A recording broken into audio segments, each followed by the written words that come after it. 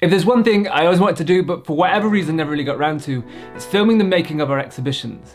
And really, I don't know why I didn't do this sooner. So this is what I hope is a long-running series documenting artists making exhibitions. This one, Rebecca Sangster's Cohabit and Dust.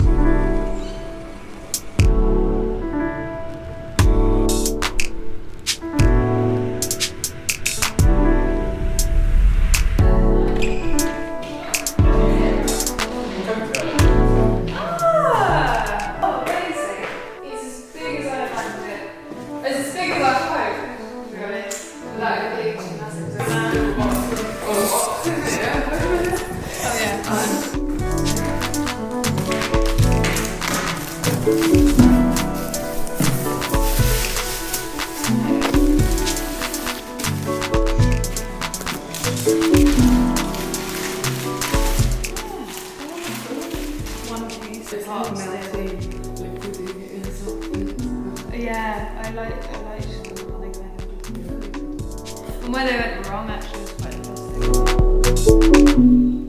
Our main objective for the next few days is to fill out the space with some of the biggest or most time-consuming artworks. This will include the metal structures, the wall drawings, and then some of the larger plaster sculptures, before getting into the fun details.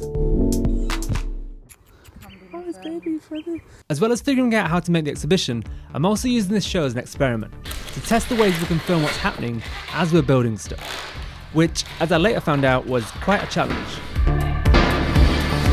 First up is the metal structures. We decided that the metal would fit the overall theme Rebecca was going for. Grey, that is. And that later on when we add the lighting, they'll have more of an impact by reflecting the various lights we're planning to flood the space with. The primary focus was to decide on the form of these structures, and specifically how they'll house a series of 4 small oil paintings. We wanted these built and in place first so that we could then figure out the placement of the rest of the show around them. So 2 beams are running across each structure at exactly the same height as the painting. We'll then attach the paintings flush to the beams with a bunch of tiny screws so that they'll seem to be floating on top of the metal.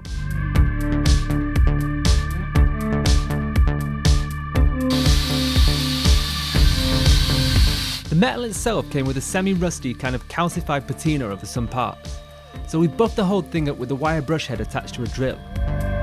This also gave us a beautiful spiral effect across the whole surface of the structure. I don't know how much of it I'll need it off really.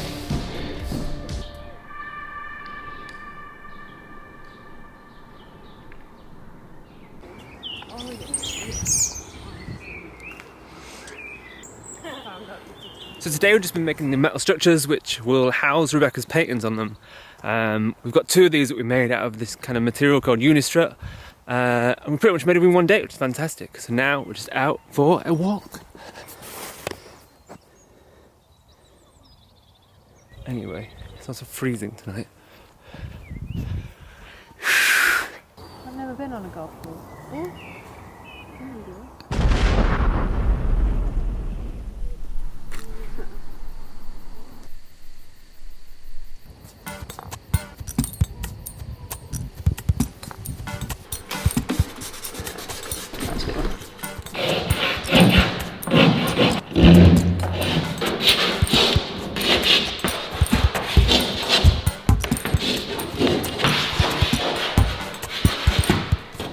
Soft with flat bit. I've made it flat. As a backdrop to the exhibition, Rebecca decided on a simple line drawing in charcoal across the walls. Because there's something about that physicality, about the making, and about the process of working with my hands. There's something about being physically involved.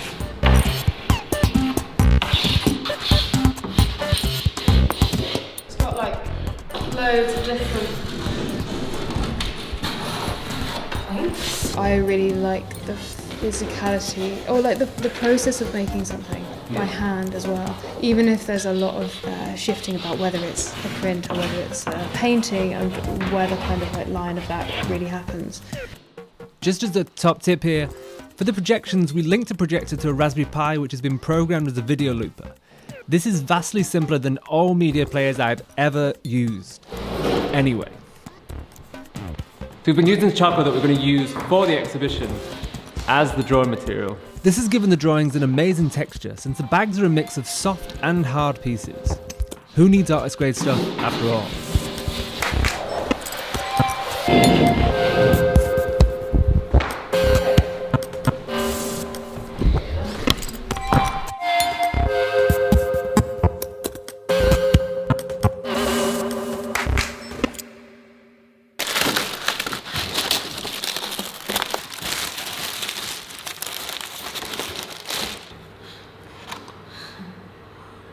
If there's one thing I love to try and do for every exhibition, it's play around with the lighting.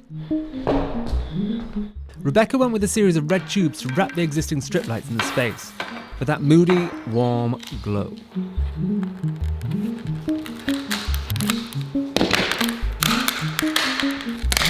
This also required some one-handed skills in taking down lights whilst filming. Not advised.